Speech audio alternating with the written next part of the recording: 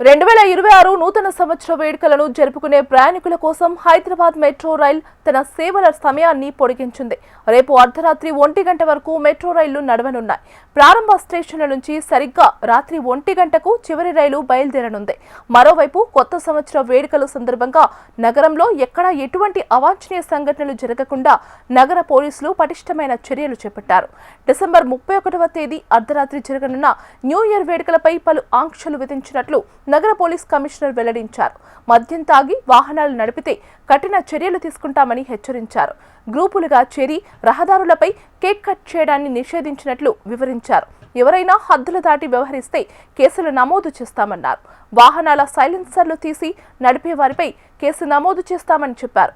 అర్ధరాత్రి నుంచి నగర వ్యాప్తంగా డ్రంక్ అండ్ డ్రైవ్ తనిఖీలు నిర్వహిస్తామన్నారు. డిసెంబర్ 31వ తేదీ రాత్రి వేళ నగరంలో గస్తీ ముమ్మరంగా ఉంటుందని, మద్యం సేవించి అల్లర్లకు పాల్పడితే పరిణామాలు తీవ్రంగా ఉంటాయని వార్నింగ్ ఇచ్చారు. బైక్ విన్యాసాలకు పాల్పడితే చర్యలు తప్పవన్నారు. అర్ధరాత్రి వేళ బాణసంచా పేల్చడం వంటివి చేయవద్దని ముఖ్యంగా యువతకు సూచించారు.